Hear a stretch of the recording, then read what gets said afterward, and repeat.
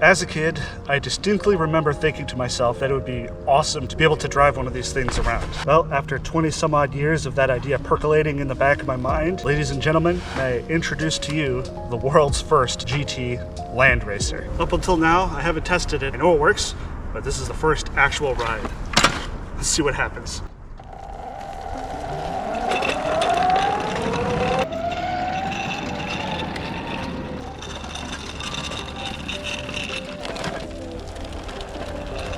If I lean forward, I get enough authority on the front ski there for steering, but then I don't have enough weight on the rear axles, so it's kind of a trade-off. I'll have to learn the right balance to strike there.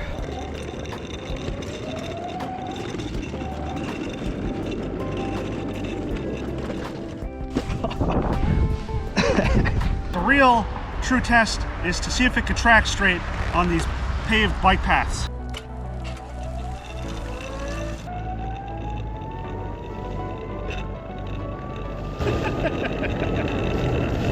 Oh, I can't believe this thing works, man.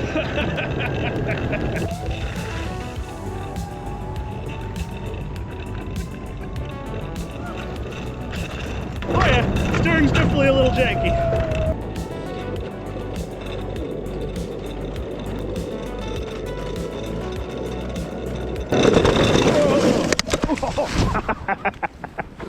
Oh, saw that one coming. Yeah, my steering wheel's broken. As you can see, only the finest of components used in Mike builds. Ironically, this is probably one of the only GT snow racers on the planet that doesn't actually work in snow.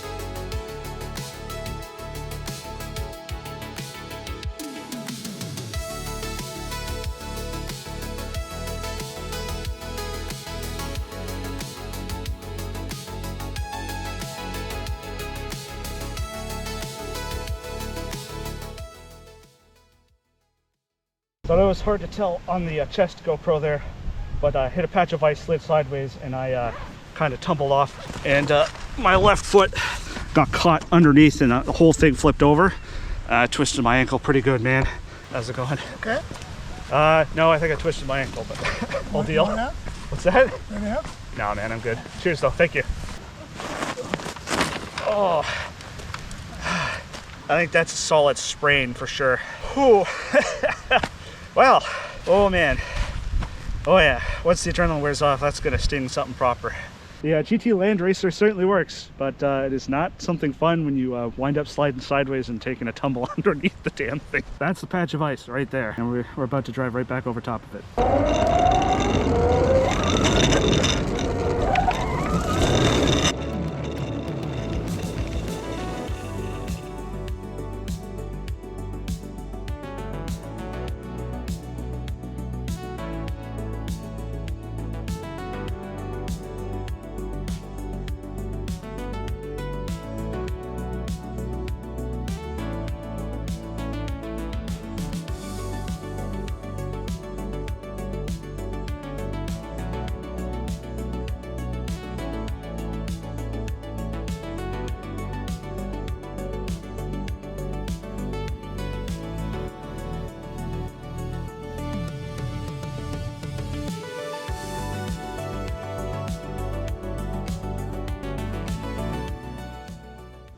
Well, I lost the lid for my ESC and battery container.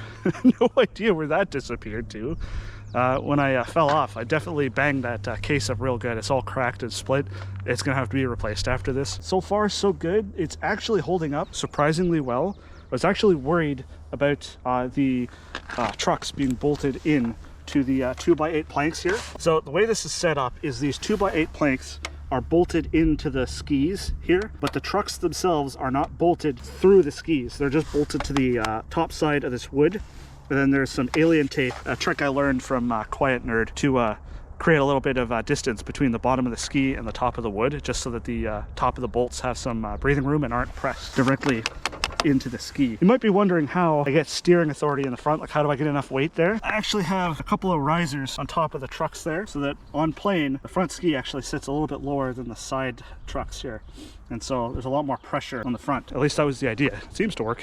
This smooth, open, freshly paved bike trail, it's perfect on here. I can just cruise. Okay, yeah, that ankle's real tender now.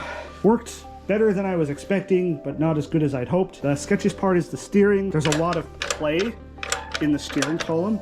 So if I'm going from turning left to turning right, you know, that's how much play I have before I can even start steering the other direction. So we did, I don't know, I want to say maybe 5-6 kilometers on this thing. These wings on the steering wheel, the yoke part, it was already cracking, but that first tumble I took there definitely made it even worse. I definitely have to replace the ESC/battery case. The lid went missing. I don't know where it went. It's somewhere on the trail. I'm very sorry for leaving litter like that. If I had known it had fallen off, I would have picked it up, but it is lacking power for going up any sort of incline or any sort of off-road, but I think it's just a limitation. Like, this thing is 60 to 70 pounds on its own, and you throw my fat ass on top of that, you're looking at about 300 pounds on a 700 watt set of hub motors. You definitely haven't seen the last of this thing. I do plan on taking it out for all kinds of like camping and backpacking stuff once the warmer weather hits. Let me know what you guys think of the GT Land Racer. That about does it. Let me know if you have any questions. I do all kinds of unconventional electric adventuring, including building sketchy things and twisting my ankle. So make sure you're subscribed if you're into that shit.